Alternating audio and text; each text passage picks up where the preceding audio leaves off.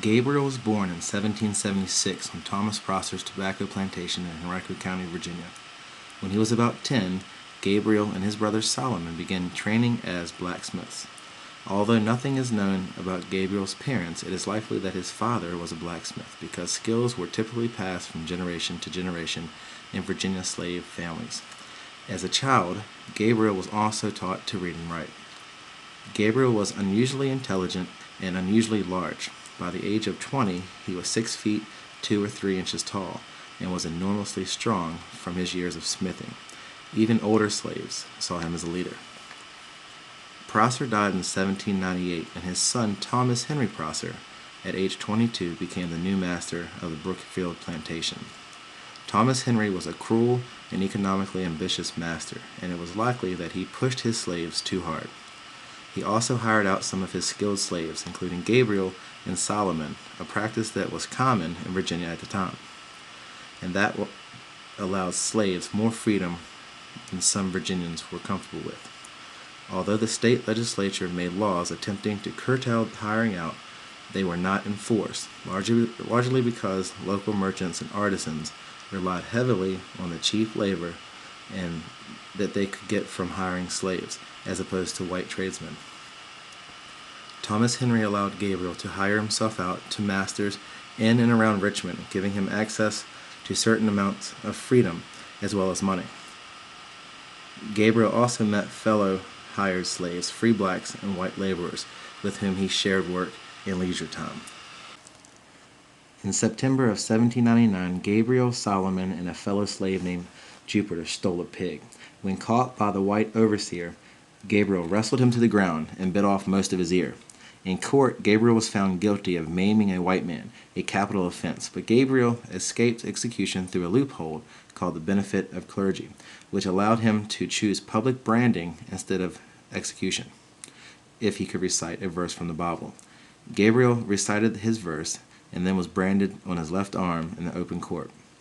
The branding, as well as the month he spent in jail, was the last of a long chain of offenses that pushed him towards open rebellion. The conspirators recruited from Richmond and other Virginia towns, including Petersburg, Norfolk, and Albemarle, and from the counties of Caroline and Louisa. After some difficulty, they were also successful in recruiting slaves from the Henrico County countryside. In this way, they were preparing for the most far-reaching slave revolt ever planned in U.S. history. These slaves also began creating weapons that they would use during their rebellion. By August of 1800, Gabriel's army was ready. Their plan, necessarily more elaborate now, included the taking of Norfolk and Petersburg by the men living there. Gabriel announced that they would move on the night of Saturday, August 30th. As the lieutenants delivered news of the date to the outlying areas, a rumor of insurrection surfaced among Richmond whites, who reported it to the governor, James Monroe, who ignored the information. On August 30th, a torrential rain began. A handful of men gathered at the appointed meeting spot, but it soon became clear that the quickly rising water would make key roads and bridges impassable. The conspirators decided to postpone until Sunday evening, August 31st. But before they had a chance to carry out their plans, slaves in 2 different locations cracked under the pressure and told their masters. Soon Governor Monroe was alerted, and the white patrols, later joined by the state militia, began roaming the countryside, searching for rebels. Gabriel and Jack Ditcher disappeared. Others eluded capture for several days, but by September 9th, almost 30 slaves were in jail, awaiting trial in the court. On September 14th, Gabriel swam to a schooner called Mary on the James River. He asked to see the captain, a white man named Richardson Taylor. 2 black men on board, Taylor's former slave Isham and a slave named Billy, identified Gabriel as the leader of the plot. Though a former overseer, Taylor had apparently had a change of heart about slavery. He attempted to take Gabriel to freedom. However, when the ship docked in Norfolk, Billy alerted white authorities to Gabriel's presence on board, no doubt thinking of the $300 reward being offered for Gabriel's capture. Gabriel and Taylor were both arrested. Billy was rewarded, but not what he had expected. He received $50, far below what he needed to purchase his freedom. On October 6th, Gabriel was put on trial. Several witnesses came forward, but Gabriel himself refused to make a statement. He was sentenced to be executed the next day, but asked that his sentence not be carried out until October 10th, so he could be executed along with 6 other slaves who were to hang on that day. The court agreed, but on October 10th they hanged the slaves in 3 different locations. Gabriel was hanged alone on the town gallows. Alright, we're here looking at the sign that says Gabriel's Rebellion. This sign is located on Brook Road. Right now we're facing south on Brook Road. That's north that way. This sign says, Gabriel, a slave of Thomas Prosser of nearby Brookfield plantation, planned a slave resurrection in Richmond on 30th August 1800. The slaves intended to kidnap Governor James Monroe and compel him to support political, social, and economic equality, but intense rains delayed the insurgents' scheme. Mosby Shepherd of Meadow Farm, informed of the plot by family slaves Tom and Fair, dispatched a warning letter to the governor. Monroe called out the militia, and Gabriel, his plans foiled, fled to Norfolk. Authorities there captured and returned him to Richmond. Convicted of the conspiracy, Gabriel was hanged on October 10th, 1800. The last of 26 competitors executed. Alright, now, just over here is where, this is the Brook Road Bridge. If you look north, up Route 1 is where the plantation was, and I don't know how far the plantation property came, but I think it came, over this way. We're going to go there next. But, anyway, the bridge over here, this is the little creek, or river, they got high and they couldn't cross.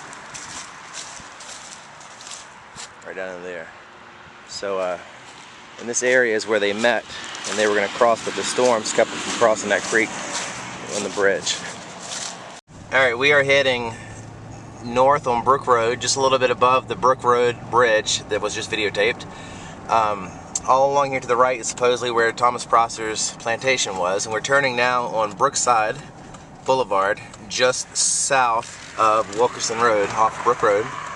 I attended college at VCU, Virginia Commonwealth University, and I took a U.S. history class, and one of the topics was the Gabriel's Rebellion. And the professor, being that it was in Richmond, where the school was, the professor did a pretty long section on Gabriel's Rebellion. And one of the neat things was that he told us that the plantation was supposedly back here, off this road, and at the time, the plantation, being that it's kind of up on a hill here, could see to the city of Richmond. Now, I don't know exactly which street the plantation was located on, but it was back in this area somewhere. And based on what the professor said, if you go down just a little bit, maybe 1 or 2 more streets, and look down to the right, which would be south towards Richmond, you can tell that we are up on a hill, and I mean, it's possible that the plantation house being in that area, that you could see maybe to the city of Richmond. So I'll turn to the right here down this street. So as you can see, it goes down the hill, and above this tree line, that's towards Richmond. We'll see what the next street looks like. But who knows if that's the truth? I'm not sure, but that's just what the professor had said when he covered this topic of the Gabriel's Rebellion. But here's another, and if you look, I mean, it's another tree line, so it is a hill, and it's it's a possibility. We'll make it right here.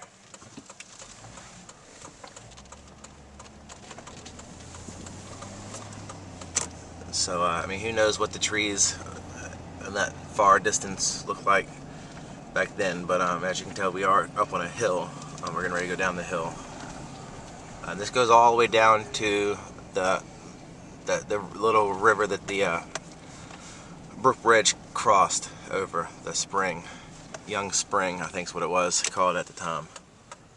But anyway, so we are driving through the area where Thomas Prosser's plantation was, and as I think I mentioned before, it was about 2,000 acres.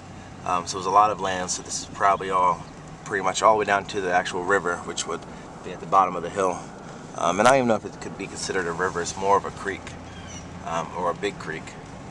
But anyway, thank you. Alright, I'm here on Lakeside Avenue. That's north.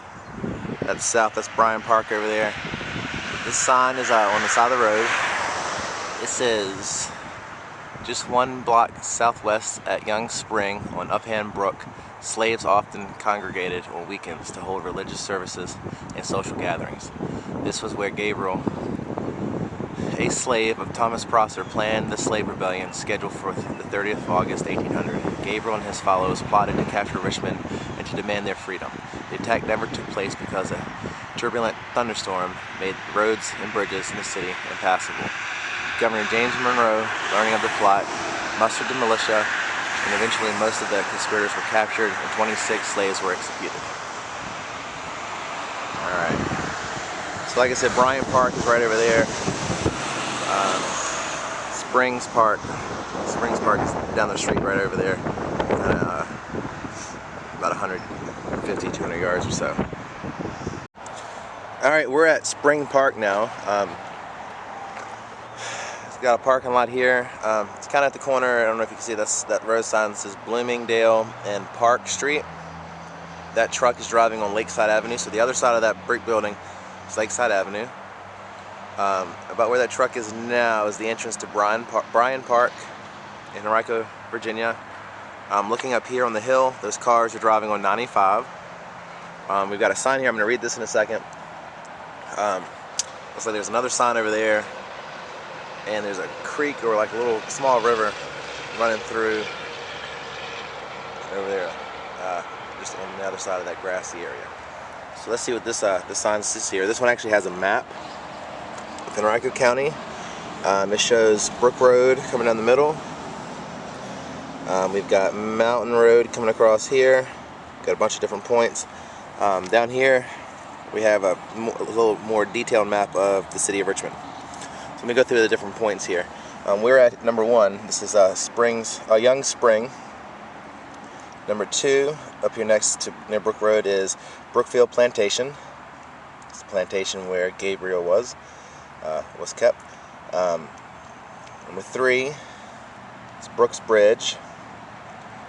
Number 4, if you look down here, if you're going across the James River in the city map, is Mayo's Bridge. Number 5 is Rockets. Number 6 is the state capitol. Number 7, way up here on Mountain Road, is Meadow Farm. Number 8 down here in the city map is the penitentiary. Number 9 at the time, this was the Henrico County Courthouse. Henrico County was part of Richmond, Virginia at the time. And number 10 on Broad Street, that was the gallows. Well, let me read this sign, and then we'll look around some, and then we'll move on to a different place. So this one says, Gabriel's Rebellion, a failed insurrection. Adjacent to this park is a location known as Young Spring. Gabriel, a slave of Thomas Prosser, was appointed leader of the rebellion in the summer of 1800. He lived on Brookfield Plantation in Henrico County. His objectives were to overtake the capital and convince Governor James Monroe to support more political, social, and economic equality between members of society. Gabriel targeted area slaves, white artisans, freemen, religious supporters, and French sympathizers as recruits for his revolution. The rebellion was planned for the night of August 30th, 1800. Slaves from neighboring counties were to meet just north of Brook Bridge on Brook Road. Once assembled, the rebels would kill the plantation owners in the area to ensure the secrecy of the plot. They would proceed to Richmond and meet others from Petersburg.